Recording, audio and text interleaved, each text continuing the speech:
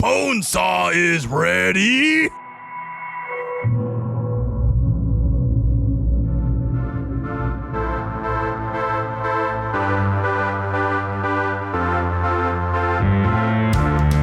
Welcome, ladies and gentlemen. My name is Iron Man, and this is my friend, Captain Jared. I can do this all day. We will be your hosts today for the podcast. We are honored that you have joined us at our table. Here at the Game Table Podcast, we look at various board, card, and other tabletop games. We'll give an overview, provide our overly considered thoughts, all in an attempt to give you an idea of how well fit this game is for your table. Today we are looking at Marvel Champions, designed by Caleb Grace, Michael Boggs, and Nate French. Artwork is by a plethora of people and published by Fantasy Flight Games. Marvel Champions is a 2 to 4 player cooperative card game where players will take on the role of their favorite Marvel heroes to thwart the villain's evil schemes. Each turn, players will play cards in an attempt to defeat the villain. Boom! Bam! Smack! Zap! Crash! Shh! When the players deal enough damage to the villain, the players win. Or, if the villain completes his evil schemes, the game ends and the heroes have lost. Oh. Dun dun dun.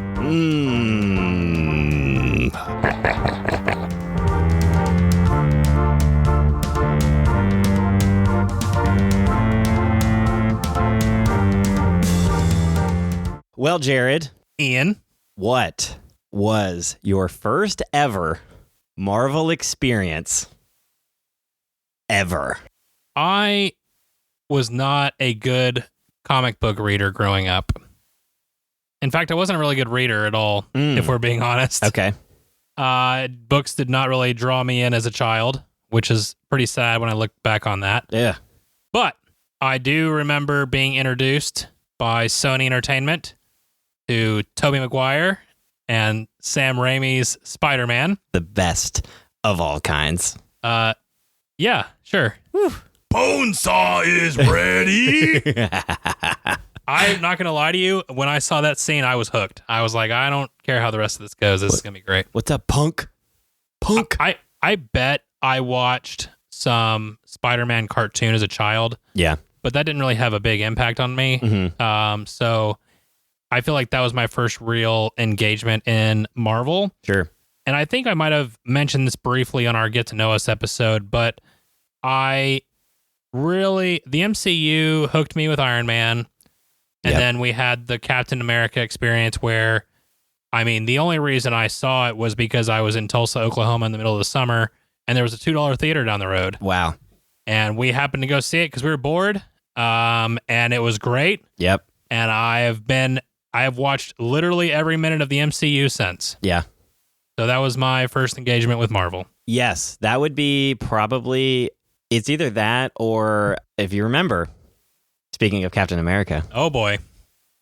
The Fantastic Four with Chris Evans. Oh, no, I did. Yep. Was that before Sam Raimi Spider-Man? I don't think it was, but Okay. This would have been the same time I saw these. It would probably be this. You guys, Chris Evans is everything. I aspire to be As Chris freaking, Evans. the Human Torch, man. Oh, Good times. Oh, Fantastic Four. Man, that movie was not good, but man, I watched it so much. I wore it out. It was that and Spider-Man. Spider-Man 1 and 2. Yeah. And then when 3 came out. But oh my goodness, I wore it out completely. So good. So good. Speaking of Fantastic Four and Marvel, they're actually credited as the first ever comic done. Wow. Yeah, Fantastic Four. So we're breaking out the trivia here. they kind of, Like yeah, that. I know. So it was really known for kickstarting like Marvel is what we know. Like the Marvel you know of comics, it was mostly started by Fantastic Four in 1961. Wow. That was the issue 1. So Right out of the garage, right? yeah, Of Stan Lee? Is that right? yeah, crazy, absolutely crazy. But Captain America did come out before that, which is funny. But it wasn't like your normal Marvel. It was done by Jack Kirby for Timely. Okay. So Captain America was first, but like I don't think it got the attraction that it really like everybody knows as Marvel until the 60s. Okay. And so that's when like they brought out the Fantastic Four, and it really stole the show and got everybody back into the comics. So again, I'm not like a nerd about all this. Hold on a minute. I'm gonna ask you this on a quick Google search. When I Google when Marvel Comics was founded, it says 1939. Yeah. So that would have been. Is it Jack Kirby or Joe Simon? I don't know. Google hasn't given me that much information. Yet. Yeah. So it would have been with Timely, which would have been the comic book.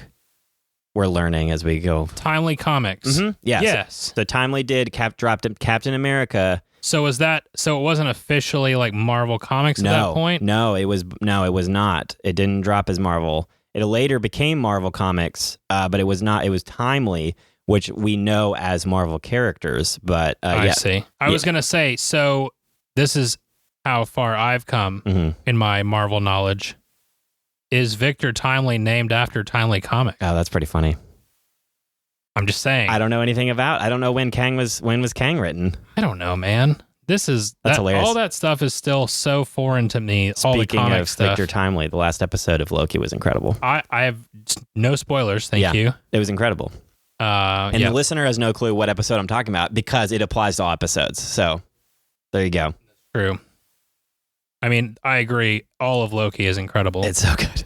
It's captivating at the highest level. More people in that show that I aspire to be. It's just so good. So good. Well, welcome to this episode. Marvel Champions.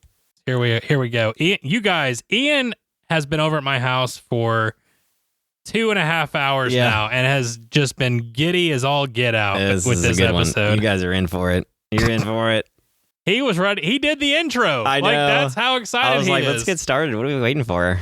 Wowzers. What are we waiting for? All right. So would you like to start introing this game a little bit here? By how to play it? Yeah. Is that what we're doing here? All right, great. So I can definitely do that.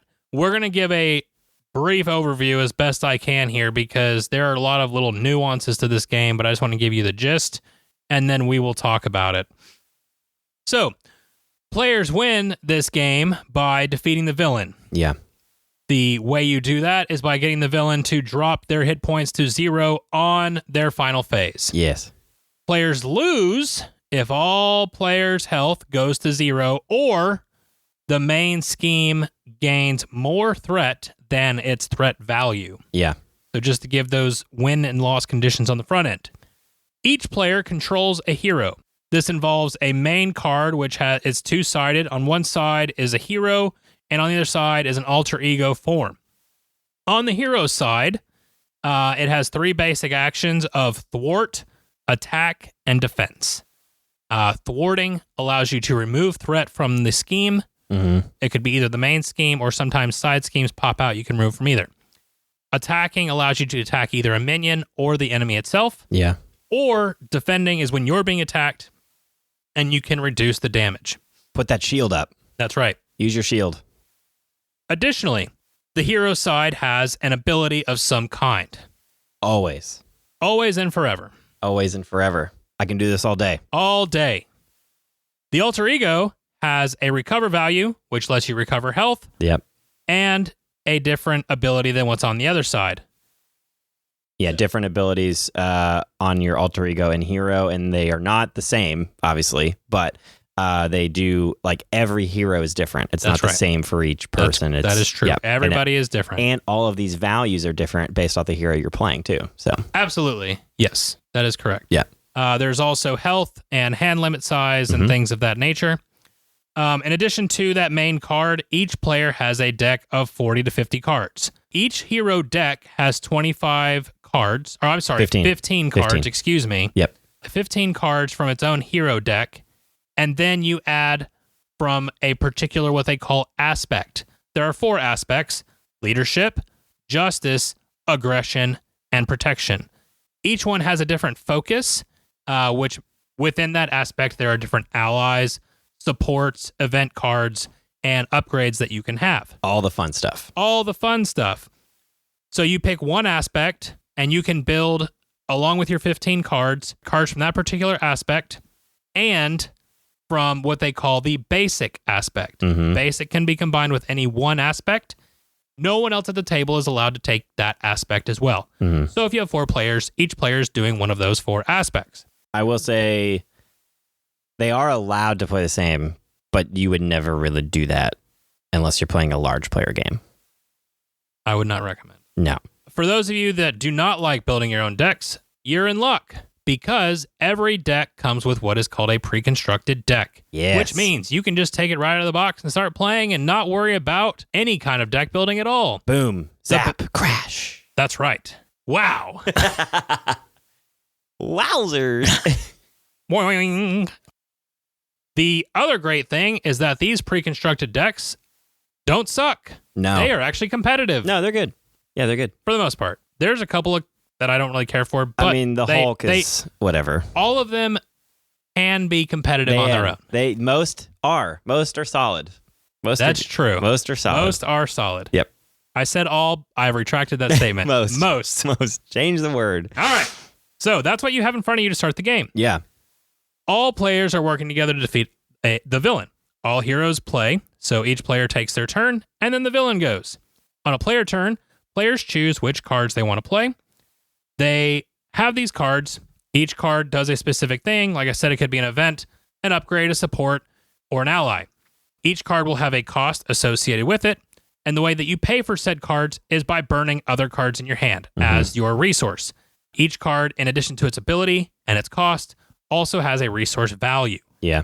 So you have to discard a certain number of cards to be able to pay for a card. Additionally, so you have events, which are just one-time actions and then they're done. Allies, supports, and upgrades all stay in front of you.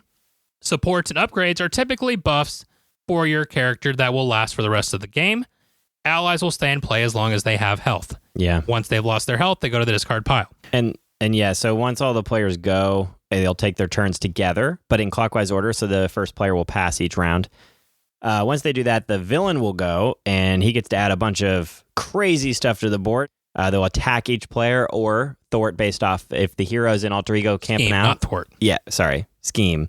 If Ant-Man's hanging out, if Scott Lang is hanging out on the couch, the villain's not going to attack him because he doesn't know where he's at. So he was going to scheme his main scheme. So, After that, the players will be dealt cards from this encounter deck. And so each villain has his own set of encounters and the encounter deck, and you will deal cards out to each player. They will reveal this card. And those cards inside that deck and what the players will be dealt in between each turns are possible minions, a variety of very bad things, events basically of some type that affect the board state in many different ways. That's also where you get your side schemes as well, you which get add on side its own bad schemes, things. all that crazy stuff that the villain wants to achieve. Yep. Once all this happens, you resolve that, and then the players will go. The first player token will pass, and it will be a new player, and then you'll go clockwise from that player on. And you'll keep doing this until the game ends. Like we said before, the game ends when either a player dies. No, when all players die. Well, even though you and I played the house rule that when one player dies. So technically by rule, all the players would have to die, or the main scheme has been completed to some extent, or if there's a scenario that changes the game end state, it will explain that. But in general, it's going to be the main scheme or all the players dying. That's what happens when the players, how the game ends, is one of those two ways. Or the heroes defeat the hit points of the villain, which is the way for the players to win. Again, unless the scenario says otherwise. Correct. We are going to talk about our designer, Caleb Grace. We've talked about Caleb before. Caleb's great. Our first ever episode, we talked about Caleb. Caleb, if you listen to the podcast, hit us up. We'd love to do an interview. Yeah. Caleb's done some awesome games. We talked about Star Wars, the deck building game before. He's obviously now done Marvel Champions, and he's done a lot of Marvel Champions. Yes. He's done Lord of the Rings, the card game. Yes. Yeah, he's done a lot of great stuff. He's got a lot of passion. I've seen several of his interviews from other people. Has a lot of passion for Marvel Champions. Yeah. And it's really cool to hear him talk about it. So yeah, really, really love Caleb's work and excited to see what he has coming up next. There are a lot of expansions for this game. A lot. So Caleb definitely has done a lot of work here, and I just commend the variety that has come out of this game. Yeah. I mean, we're talking, 5 or 6 big box games? Yeah, and he's not boxes, and then several smaller expansions. There are, he's doing, I know a lot of it. There are, the other designers that we mentioned are designing some of the packs, and he's not the only one doing it. There are other people part of the team that are designing the expansions That's and packs true. that are coming out of this. But he's the one who came up with the main concept, and then he designed most of the original heroes. Mhm. And then from there, the other people involved design, because it's so easy for one person to just take on like one hero and design Right. it. So they've kind of done it that way, where this game is team driven. It is. There's a massive team that is constantly working on this game, and I think that's really cool. It's not just necessarily one guy that's just pumping out his ideas, and I think that's really cool because you can really tell in hero design of like who this person designed this person designed this. Like they all have their own little kind of specialties and vibe on how that hero plays and who made it. So Completely agree. with that, the artwork on each pack and card is done by a million people. Yes. They have a whole team. Again, speaking of team. Well, and I imagine they outsourced a lot of it just because of the amount of cards. Well, yeah. So there's so every card has unique artwork. Some of it is designed by their team. A lot is driven from comic books. I've Did seen a great job of getting the comic book feel for sure. I have seen specific artwork from comics that I've come across. I'll find people posting it, and I think it's really cool when you see a card that has a piece of artwork of Ant-Man or something, and somebody posted, and you're like, oh, like that's from comic book 103, and this there are literally pictures from comic books in these cards on top of them making their own artwork for the game. And I think that's a really good balance when you are, because there's a lot of cards. They're mixing it up though of their own creative stuff that they're designing, that they're been given the ability to do working with Marvel. But on top of that, they can take stuff from comic books. So that's really cool. Completely agree. I think the artwork's great. Looking at the publisher, Fantasy Flight Games, they have done a variety of things. Yeah. They are under the Asmodee umbrella at this point, but they are personally responsible for Twilight Imperium, Star Wars Rebellion, Arkham Horror, the card game, which is similar to Marvel Champions, but in the Arkham Horror universe, Mansions of Madness, variety of other games, Android Netrunner, Battlestar Galactica. If it's a cool IP, they've probably touched it at some point. They own Lord of the Rings, Marvel, and Arkham. Like that's... I think technically anybody could do Arkham. Yeah, but they have produced the most. They've owned it of for it sure. all. Like because Lord of the Rings, Marvel are big IP Star Wars, and so they've had the most. And Ian, I don't know if you've played this game, but Twilight Imperium is an experience. Yeah, it is a massive I've not full day game. I've not. It's crazy. No, I know. I've never got the chance or had the time to dive into that. Oh, it's a commit. That's for sure. Yeah, I know it is. But yeah, they produced that. They've done a lot.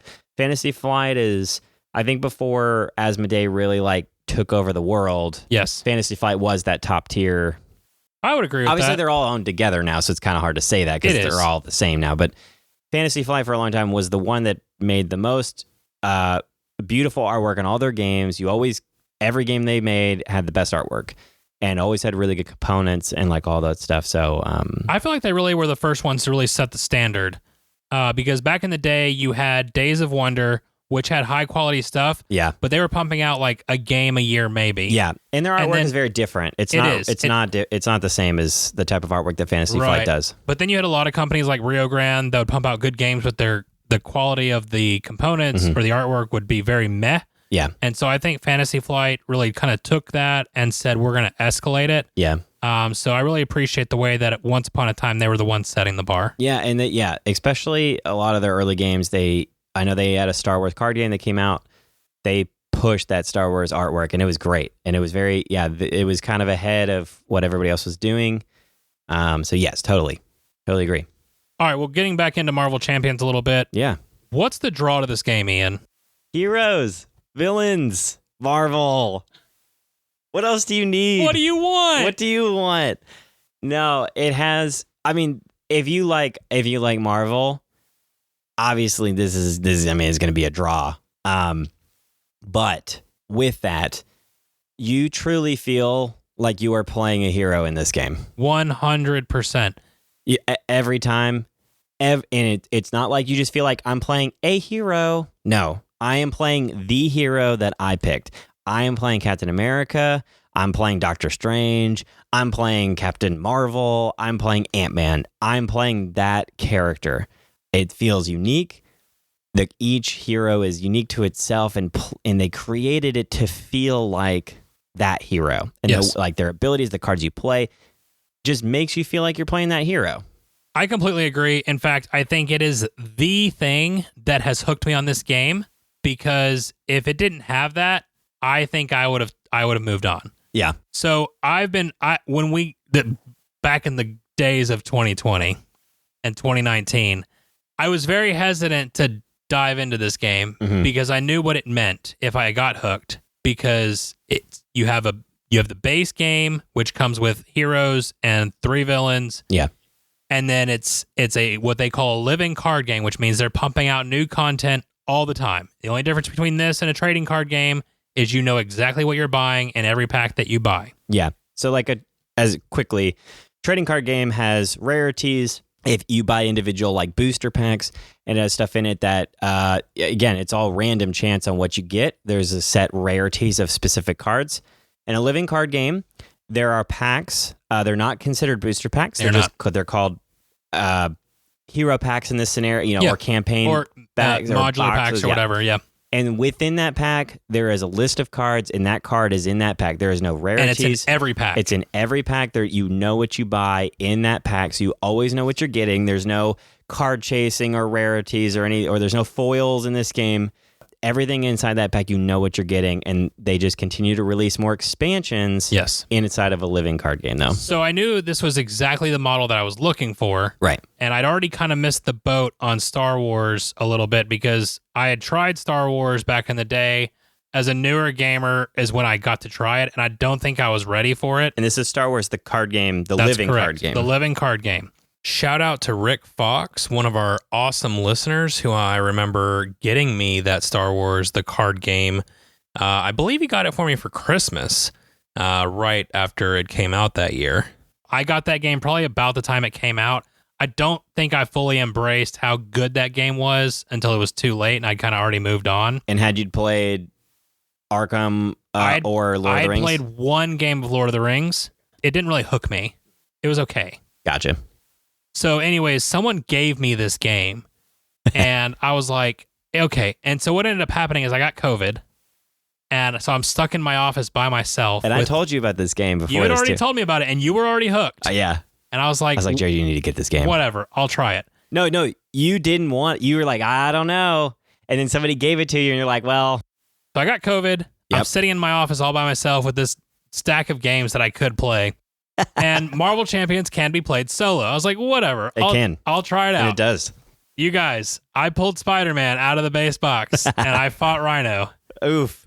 And 30 minutes later, I'm texting Ian, and I'm saying, Ian, I just played Spider-Man. Like, I literally, not like I just played his deck. I was Spider-Man. I remember this text specifically. Yes. This is what you said. Yeah. You said that I was Spider-Man. I was Spider-Man. For an hour. It was I was great. Spider-Man. I was like, oh, okay. Well, it looks like we're going to be playing this game more. And we played this game a lot. I would say we played this game more than X-Wing at this point, which was our game of choice. We have played this this game more than any other game ever. That is true. We've spent more hours playing this game than X-Wing at this point. Yes. And a lot more money. Yeah. No, you feel like you're playing the hero. And I remember you saying that when you first started. Yes, it was. And I have a question later that'll talk about more of my initial experience with this. Yeah. But the catch, though, is you're playing the hero, and that villain really does feel like that villain, though. It's true. It's a little bit less for the villain as far as like, oh, I'm fighting against the Green Goblin or something. But they each add their own thing that is very unique to them. And a lot of the scenarios really do feel like that villain is doing what that villain does in either movies or comics. And so it really does add so much to the theme of this game. And I think you could totally enjoy this game even if you're not a big Marvel fan. 100%. Like, this game has so much in it. Yeah, I think so. You're hesitant more than I am on that one. Well, so here's my thing. I think part of the draw for me is that this is a way that I can learn more about Marvel without having to go read 1,000 comics. That's fair. Like, I love the MCU, and I have fully committed to like every moment of the MCU. Yeah. For better, for worse. I have learned a lot from this game. I learned so much. The universe. I have started seeing things in here, and then I'll see fan theories online talking about the MCU, and I'm like, oh, I know what you're talking about. Yeah, it is cool. It is cool, especially as somebody who's not reading every comic. Yes. So that's why I'm a little hesitant to say if you don't like Marvel that you'd still like this game. I kind of feel like if you're just a general superhero fan, but not a Marvel fan, there's other superhero games out there that are less of an investment overall, and I think would be a better game because of that. But if you like Marvel at all, you will love this game. Yeah. This is in my opinion, I'm going to make a bold statement here, the quintessential Marvel game. Yeah. 100%. Bar none. The statement before that, I don't know if I totally agree, but we have a little bit different. Our view of this game is about the same, but then I take it to a whole other level. So with that, I do think there are other superhero games that I've played that I will take this above and beyond just because of the game itself, the way it kind of does what it wants to do. And that's kind of our next question is, does this game promote the player having a good time? Does it let you have fun? Does it let you do what you want to do in a game? And for me, yes, because constant decision making within this game, picking between the cards that I have in my hand. And again, you build your deck if you want. You don't have to, but you're going to have cards in your hand that you want to play every single one of those cards. Every single one you want, because if you do end up getting to deck build a little bit, and this isn't like heavy deck building. You can throw a deck together very easily in this. When you get to the point though, you drew your 6 cards or 5 cards, depending on your hero. You draw your cards. Every single one of cards you want to play, but you can't play them all because you use cards to pay for your other cards. And there are ways to get, resources from, cards you have upgrades out, or your hero might give you, a resource. Or there's other ways to generate some extra resources when paying for cards. But in general, you pay, this 3-cost card. You need to spend 3 cards from your hand. Unless there's like a double bonus card, there's some resource specific cards that you can put into your deck. But within those, you have to decide each and every turn, what am I doing with my turn? Which cards am I using to pay for this other card? And that is one of my I've mentioned this before, is when there is mostly a card game, and it can be, not necessarily just a card game, but the cards can be used for multi-purpose. I love it in a game.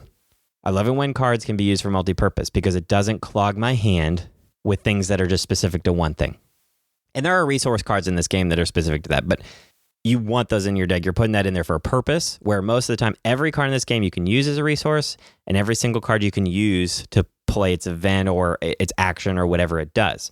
And so I love that part of any game, especially in this game. It does it so well, is that I can play this card and do what it, the text says, but I can also use it as a resource because I need to do something is more important at this period of this game. And so that constant decision making is happening when you're playing this. Oh, the villain did all this scheming, and now I have to thwart. And I had a pretty strong attack hand. Well, I got to pivot, and I got to make that decision, unfortunately, and I got to do it. Or do I still attack? There's a constant decision making, and it's so intense. It does feel like you're really having this battle with the villain that not many other games do as far as cooperatively, that really forces each player to play as a team and communicate as a team. But you also have to play your own game of like, this is the hand I have, and I'm going to optimize it the best I can. I love the optimization that you have to do on your turn. And you could just play this game light. I've played this game a lot. Every time I build a hand and play a hand, I am looking for the most optimized move, but you don't have to play that way. This game is fun by itself. And the more you play it, the better you get at it. The more you play, the better deck you get to look at and build. There's just so much depth to this game. And so it allows the player to have fun, I think, more than just the theme. I think the actual card play and card design, too, really helps the player have fun. And you're welcome to elaborate on that. I was talking for a while there, but... No, you're good. I was going to let you go because you had a lot of good things to say there.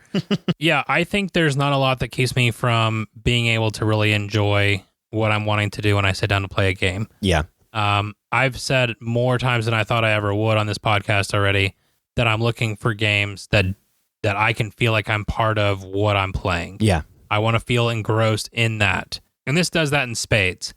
But I agree with you that there's a real game here. It's not just feeling like Spider-Man or Captain America or whoever. That's great.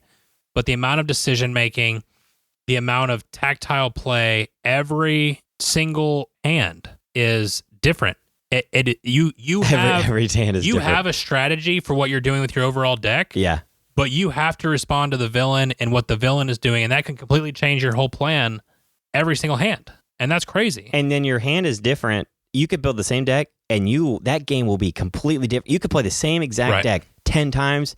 It'll be 10 different games because the way that your cards come up differently. Yes. The combos, and that the great thing about this game is the combos. Like the combos that you can pull off is incredible. It's really fun. But every time you play the game is different because those decks are different, and you're not pulling the same exact cards every single time. Well, and going back to something else that you said, you and I have really challenged each other to get better at this game. Yeah.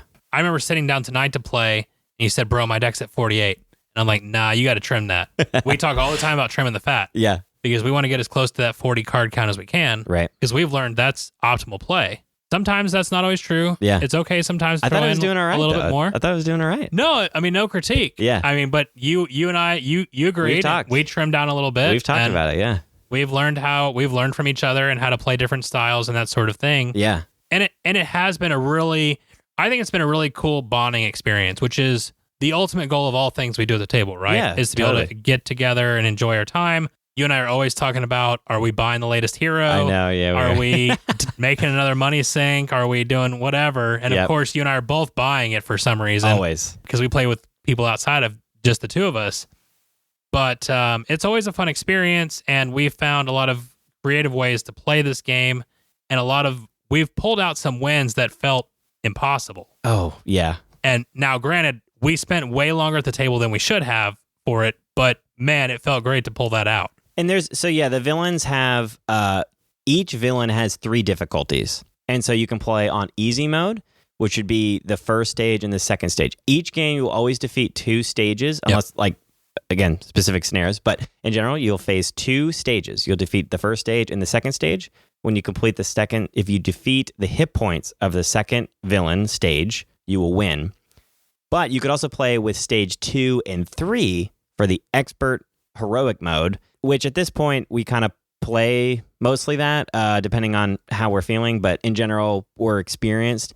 But you can tone and change the difficulty of this game fairly easily, really easily. And yes, so there's a lot of ways to adjust based on what you want. Totally. So with that, though, I want to ask a quick question. Sure. As far as player interaction, because you're playing all these heroes, how do you feel? Is it allowing players to interact at a good level, or is there not enough, or too much, or how do you feel that interaction? The interesting thing is that I think you and I have more player interaction outside of the game than we do in the game. And what I mean by that is you and I do a lot of strategy of, hey, what are you taking? What are you thinking about taking with that aspect? Like, what's your idea there? And we talk through that. And once we get into the game itself, we do talk about, okay, what are you doing to handle this problem? What am I doing? And that sort of thing. But it's still more of you're doing your thing and I'm doing my thing. And occasionally those things intersect. Yeah. And they intersect through we're doing the same goal. Right.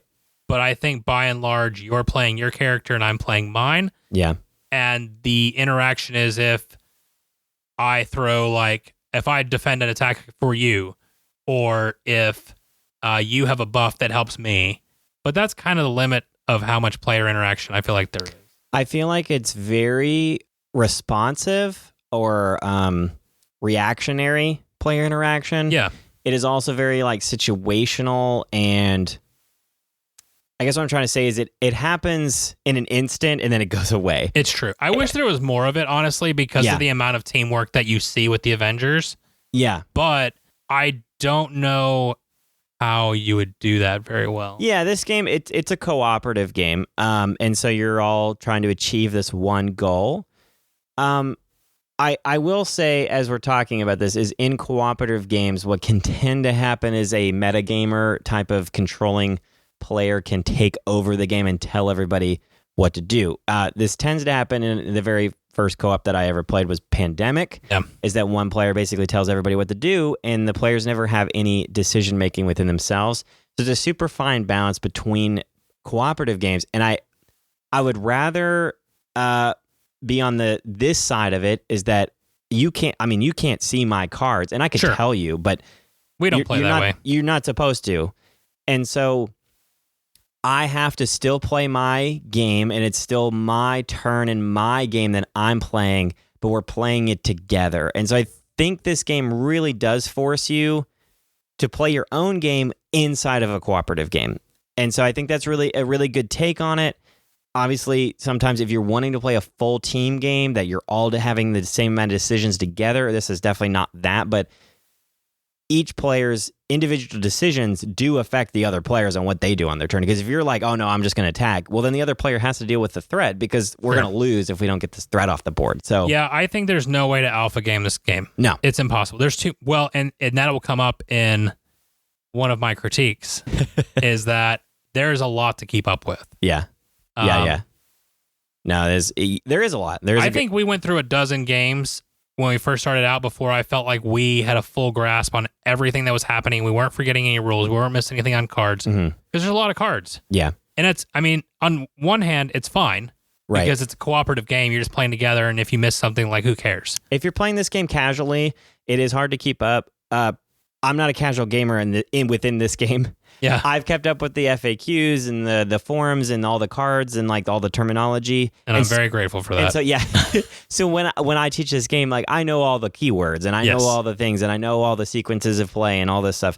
So yes, there is a lot to keep up, especially as the game has expanded. Evolved. Yeah. There are a lot of stuff, but I'm telling, it's not that much.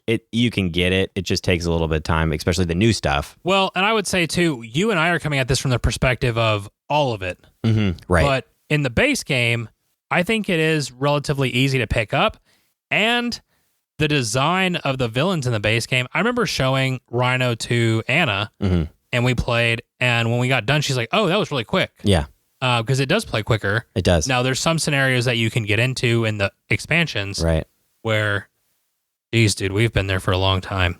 These games can take a while. And some of that is self-inflicted. Sure. Like, we play to optimize instead of just casually throwing and cards then on the we'll lose table. like 2 times and still keep playing and all this stuff.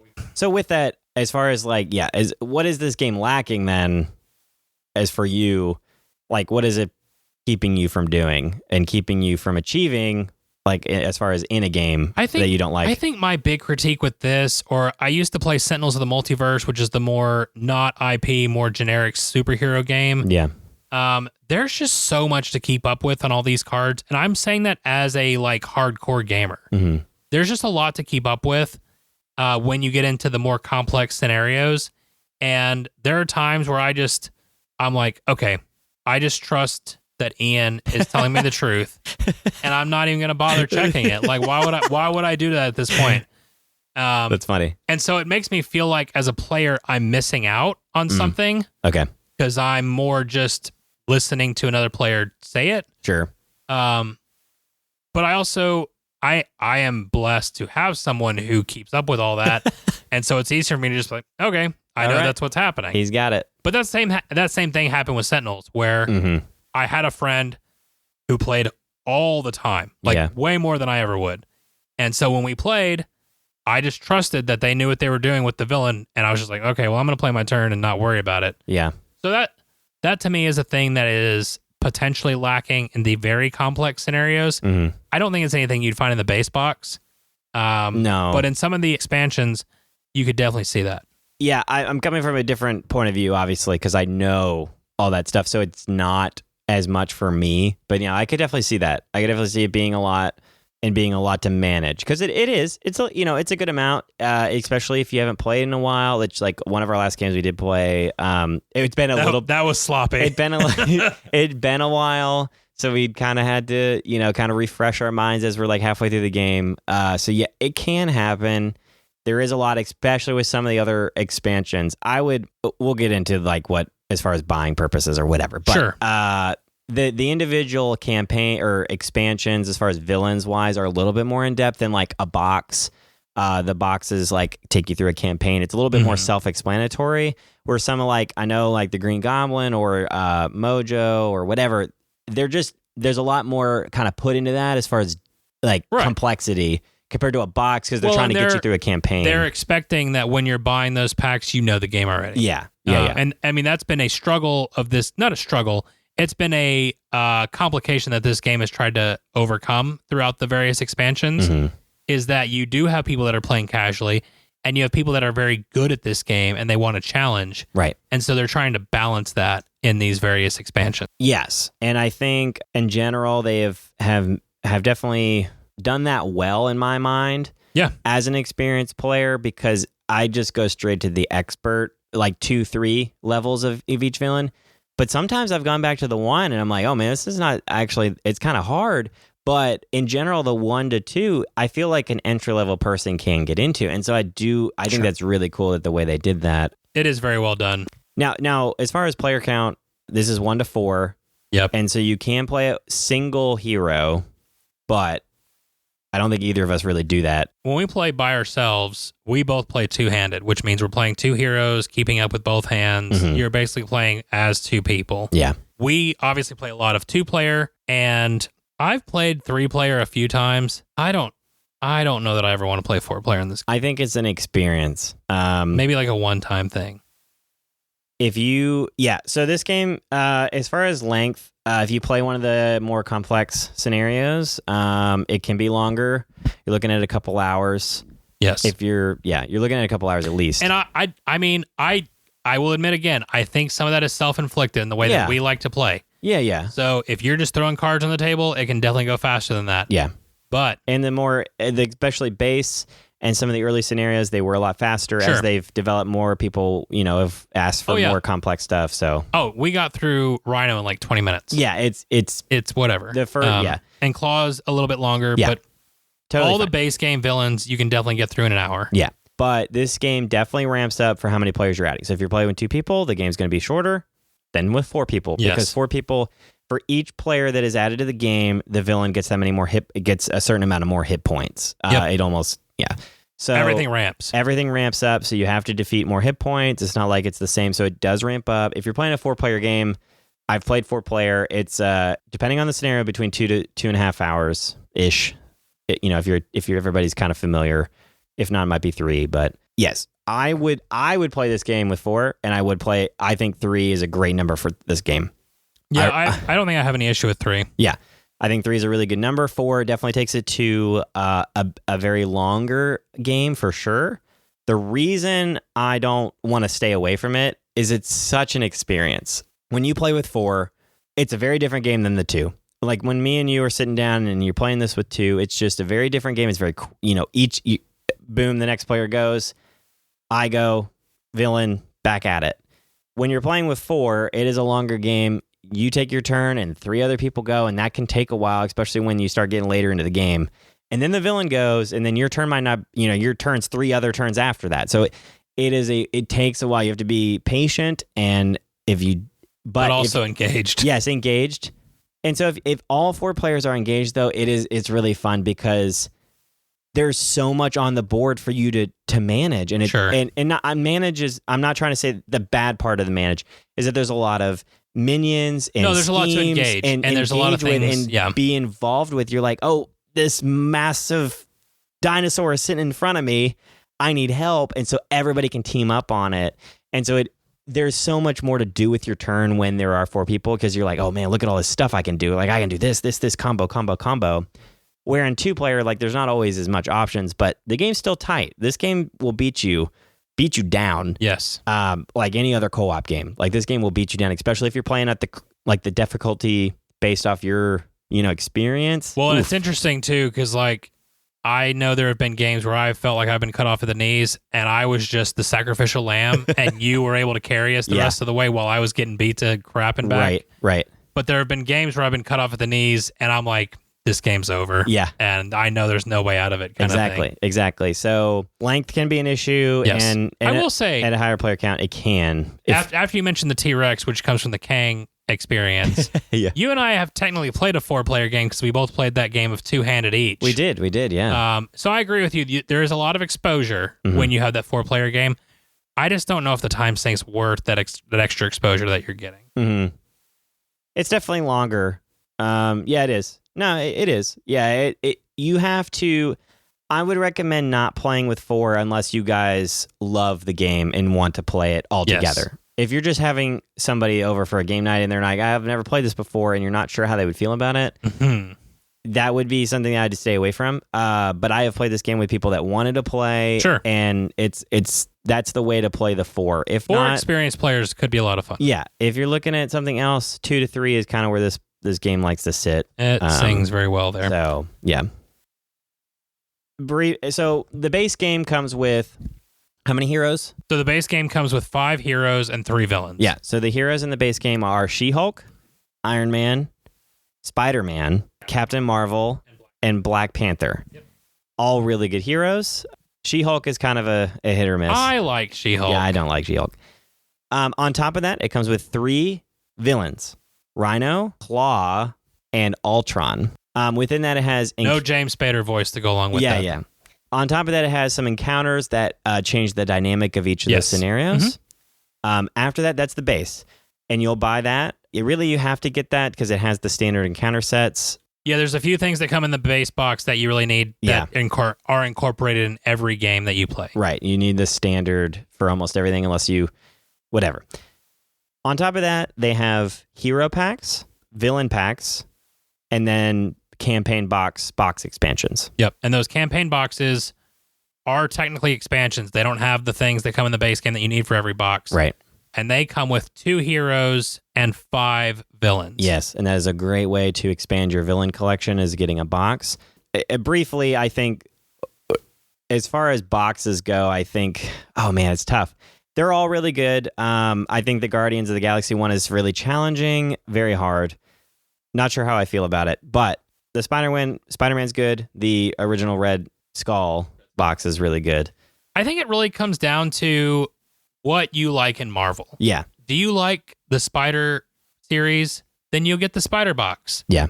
If you like X-Men, there's 2 X-Men boxes now. They're coming out with the X-Men now. If you like Guardians of the Galaxy, I would get a little bit better at the game and then buy the Guardians box. Yeah, please start out maybe with getting some of the hero packs. If you like some of the more like traditional Avengers stories that are definitely covered in the MCU, yeah, then you can get the first expansion, Rise of Red Skull. Yeah. I think they each have their own output. Yeah. I do think, for me personally, I've seen 2 kind of trains of thought here. Some people are way more interested in getting new heroes. Mm-hmm. I completely disagree. I want more villains all the time. Yeah. So the campaign boxes speak to me way more than the hero packs do. But we've been playing since the get-go, so And we do have the most heroes possible. We have pretty much all of it. Yeah. Yeah, so, but yes, there's plenty of heroes. They have most of the heroes that you could basically, whatever But you want to don't play. have to get everything. No. You can definitely just look at the hero packs and be like, oh, I love Doctor Strange. Yeah. I'm going to buy the Doctor Strange pack. Exactly. And then you got Doctor Strange. Yep. And then you can either play against the base box villains, or you can start buying into a campaign box. And they have individual like villain packs too. They do. Yep. The Wrecking Crew, I think, is a phenomenal entry It's level good. Yeah. campaign or villain pack. The Green Goblin is just it. When you get the original box, the Green Goblin is an excellent one to really start with because it adds just a little bit. It's really challenging though, and it's a really fun one. So they have a lot of options. You can start small. You don't have to have it all. I promise you, you do not have to have it all. It will feel like you want to have it all. But the thing for us though, we did start when the game first came out, so there was no content. Where now there's like you can literally pick what you want. Where before we were just buying as we go. Buying as we go. So a little different if you haven't gotten into this game before. And so yeah, anyway, that's just kind of how there's so much content now. If you like X-Men, go for it. I think that campaign is fine. The heroes are awesome. Wolverine is fantastic. And so if you love X-Men, if you hate X-Men, you don't have to get it because it's not necessary. Like all the others, there was plenty of content before X-Men came out. I was pretty much content, and I don't even own a lot of the X-Men stuff because I'm not as much of an X-Men fan. I have so much content. There is so much game. You can play the same villains again. You can play the heroes over and over again. There is so much to this game. There's no reason, unless you really wanted to own it all. It's just not. It's not a must by any stretch whatsoever. But if you are, it is a warning label that if you're a completionist, yes, there's a lot. There's an investment here. There is a lot here. if you're someone who is more casual, does not want to spend a whole bunch of money, I think there's a lot of game just in the base box. Totally. Well, you got 5 different heroes and 3 different villains, and you can change up how the villains feel. So you've got over 25 plays just in that. I mean, after that, you just buy the first campaign box, and then you're good. Like, that's so many you'd be options. solid for a long time. I think that, it doesn't have to be a high investment. No. And I think you can still, and everybody loves Spider-Man. So, just Spider-Man's get in there. the base box and play Iron Man and Spider-Man and call it a day. Yeah. Yeah, there's a lot of options. Captain Marvel, which is also great in that box. And like we said, you can absolutely keep all the pre-con decks just like they are. You can have it ready to go, distribute the decks on a game night, and be ready to go pretty much immediately. Yeah, which I've done. I've done for multiple game nights. Yeah, so as far as grading, is that what you wanted to move to? That's what I was going to move to, but if you have something else, that's totally fine. No, this is part of the... Add this into your grading, because I want to go last on this. Of course. So, we've had many experiences. Do you have a memorable experience going into your grading that you remember? Yeah, it's interesting. Obviously the Spider-Man experience right off the bat is really what funnels all of the rest of this. Sure.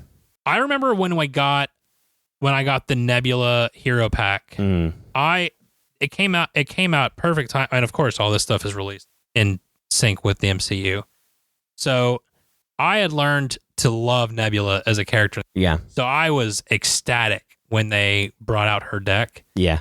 And I remember building a deck with her just on the fly because we were going to fight Loki for the first time out of the Thanos box. Dude, we clapped Loki so hard. And I remember thinking, this deck is fantastic. Pow! Yes. Clap. It was all day. Boom. So just having moments like that where we've taken heroes, it's happened with Gamora, it's happened with Captain America, where we have just taken a villain and just mopped the floor with them. Yeah. That's been really fun. There have been other times, though, I think I referenced it earlier, I honestly, dude, I cannot even tell you who we were fighting. Mm-hmm. But we hit the midway point of that game, and we looked at each other, and we were like, the odds of us winning this game are next to none. And we both said, but we want to finish it. Yeah. And we pulled it out. Yeah. It was the greatest victory I've ever felt. I don't remember who it was. I think I know what you're talking about. It's probably Kang or something. Yeah, I don't know. I don't know, man. Yeah. It was something crazy. And that has happened many times. Yes. Where we decided to play it out. To see what happens. You never know what the cards may show. We've invested more time than we probably should have, but it's so good. Yep. So that's the one end of the perspective. The other end is that I can also count the games where I have come in with a good deck that has competed well before. Yeah. And then because all the cards fell wrong, my knees were broken and then I was beaten with them. And you just sit there and you're like, I've got nothing. Does Kang just beat you down? Yeah, no, not Kang. But we've had scenarios where they have just Mojo just beat you down this last game. Did just took my legs off on and you. Beat me sat with on him. you and then beat you. It was brutal. It was hard to watch. What was sad is I was like, this is a good deck. Yeah. Like I know this is a good deck. It was hard to watch. It was really. I was watching from across the room. Like I didn't know what to do. Yep. Watch you get beat. You and Anna were both. Oh, Anna wasn't even playing, and you guys were both consoling me like I just lost a dog or something. It felt like that. I felt like I had to. I don't know what was going on. Oof. So that's the perspective that I'm coming in with. Yeah. So what do you think? What do you think, man? I think this game sits exactly where I put it on BGG. I give this game a 9 on BGG. 9 out of 10. 9. I think that the only thing that keeps me from playing this game more is the time sink. Yeah. It is a time sink. And I wish there was a way that it could just go a little bit faster. Sure. And maybe, again, it could just be me. I don't know. But all I can tell you is my perspective. Yeah. And so I wish it went a little bit faster. I wish there was and I don't even know if I would say that because you kind of like the swing because it makes those victories all the greater. But I wish there wasn't times where it got so bad that there's just nothing you could do. Yeah. So I think that's the only things I don't like. But isn't that how all co-ops are? well, you and I were talking about this off the air, right? I think there's a difference between a co-op being difficult but fun and just getting to a point where it's so absurdly difficult and so insurmountable that it's not even fun anymore. Gotcha. I think there's a very thin, fine line that a co-op has to walk, and it's unfair to even ask for it. Sure. And again, I'm talking about fringe scenarios, not all the time, obviously. Yeah. We win way more than we lose. In general. Now, we're not pushing the difficulty every single game we play, though. No, that is true. Yeah. But we do push the difficulty quite a lot. We do. We like to win. Nobody likes losing all the time. And I don't mind losing. I just don't like getting my brains beat in. So, yep. For me, it sits at a 9. It does so many things that I look for in a game. Yep. I can't wait to play with my kids when they get a little bit older. Yeah, that'll be good. And I love playing with you. And so the way it has enhanced our relationship alone is worthy of a 9. Yeah, this is our game. It is our game. It's our game. So yeah, I give it a 9. Yeah. So experience, obviously the ones you've mentioned, we've crawled out of the hole that Thanos put us in, and have climbed back out of space and drove the ship to rescue the other Avengers and band together. And have won many games, and have I don't have an argument to that necessarily. It definitely can beat you down. And the thing for me though is when the scenario does like straight up just beat you down, you know it pretty early in the game. And so we're like, all right, we're out. We're going to restart. We lost. And so you can kind of reset before you're like deep into the game. Sure. If you lose late into the game, it's just part of it. But that part is all co-ops. Yes. Like there's times where you invest and then you lose, and that's just how it is. That's how it goes. That's kind of what happened today, actually. So, so an experience with this game. This game came out in 2019, right before COVID. This was December, I think, of 2019. I think is I don't know the exact date, but I know, or not no, it was late fourth quarter, I think, for sure, maybe third quarter. I think that's right, because I remember this coming out at Gen Con, and I remember seeing it there. So I bought this on Black Friday, I think, of 2019. And so I got it, and this is obviously right as the end of, beginning of COVID, 2020 hits, and COVID's rampant. I might have bought it later, 2020. Either way, I bought it right during COVID, and I started playing it solo, and then Jared got it. And so I have an experience that just will always be in my mind forever, honestly. So COVID's full ramp, we're quarantined, and I'm at home, can't do anything. And I'd been playing games with this friend, and it wasn't you, unfortunately. Yeah. No, it's okay. But I like this story. Yes, but I came over after I got him involved, and we played, me and you, a lot after this. But this could have been me if I listened. No, that's right. You could have been a part of this. But no, one of my friends, I got him to play one game really before we started quarantining. He's like, man, I really like that game. And so COVID hit, and I was like, well, I'm at home. Let's find a way to play this game, because like we're just both figuring out what to do. So what I did is I split the base game, because all I had was the base game and I think the Green Goblin and maybe like Captain America, maybe. And so I took half of the aspects. So there's 4 aspects. I took 2 to his house along with a couple heroes and some basic cards. And I gave him all that stuff. And so I took the rest. So I split my limited collection at the time, and I brought it home, and we set up the Skype. We set up Skype at the time, and I just basically Skyped the table at my house, and I played my hand, and then I'd say, hey, it's your turn. And he'd ask like, what's on the board? What's on the table? What can I attack? And what can I, what's going on? Neither of us had like Tabletop Simulator or anything crazy like that. And so we just figured it out all through COVID.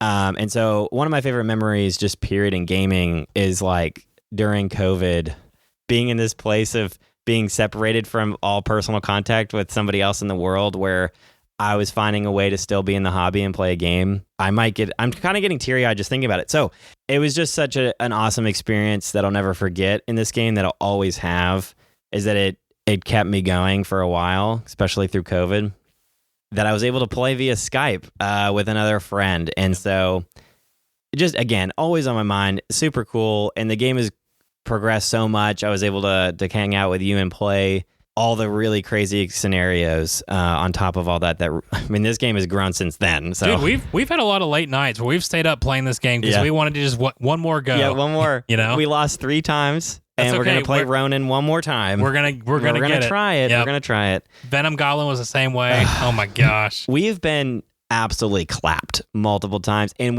I left. And we so just I come to we his can house. do this all day. I can't do it. I can't. I come to his house to play, and He is I very have kind. left miserable multiple times, and it's Yes. not all the time. Like I think 3 or 4 Ronin almost broke us. 3 or 4 times I have, and out of we're talking about 30 times probably. 3 or 4 times I've left your house, and I'm like, dude, I am depressed, and I feel like I was beat down. It was miserable. Like those nights. But you come back though, and you're like, okay, I am beating this scenario, and so you come back and it's a full. Well, I will say too, like you go home depressed, but then the next morning you would text me, be like, "Bro, I'm ready to go at it again. Like, let's go." We could do this all day. So anyway, my review of this game. You've set the bar for me because you told me I'd be surprised by what you said. I'm gonna give it a 10. No, I'm shocked. 10.10. Shocker. This is my favorite game. But this game does everything that it wants to do. That is true. There is not something that this game is doing that it didn't want to, and everything that it set out to do, it does. And so the length for me is what would prevent people from playing. Yeah. Obviously, like managing the board and all that can be all issues. But when we're talking about the game itself, there is not a single issue that I have with this game. Shocker. And again, this is just me, but I love this game so much. It has a lot of memories and stuff attached to it, on top of the amount of fun that I've had and everything that I love in gaming. The heroes that you get to play and the deck building. I'm not a big deck builder, but when you build a deck that works and you get those combos going, it just sings. And if everybody's doing it at the same time, we've had games where we're just rolling and moving and just containing everything that the villain is throwing. Those are experiences that I'll never forget, and they're so much fun, especially the ones where you do come back, where you were put down early and then you find a way to come back. The comeback is the best. It's also the biggest time sink, but it's 100% worth it. Yes. So, no, it feels like you're playing a superhero, man. It feels like you're playing that hero, and it feels like you're playing a superhero against a villain, and there's not another comparison. Like, that's what it feels like. Well, that's what this game is. So I will say, when I was given this game by somebody, I had the full collection of Sentinels of the Multiverse. Yeah. And I sold it. Yeah. Almost immediately. I knew someone who wanted it, and after playing Marvel Champions like 3 times, I called him and said, "Hey, I'll sell it to you." Yeah. Because I need money to buy into Marvel Champions. Right.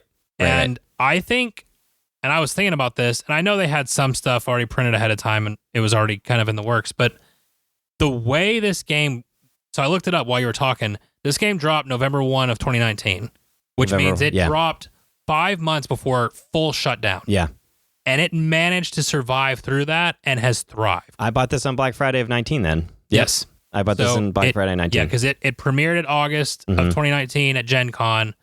Official release date was November 1st. Yep. Just a testament to how strong this game is and how long it's been going.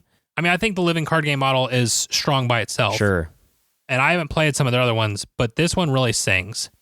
And I've told you the only reason I would stop collecting this game is if they came out with a Star Wars one, which they're not going to do. No. And it keeps breaking my heart. No. Because they have a competitive one in Star Wars, but not a cooperative one. And I want a cooperative one, but that's not going to happen. So, Sure.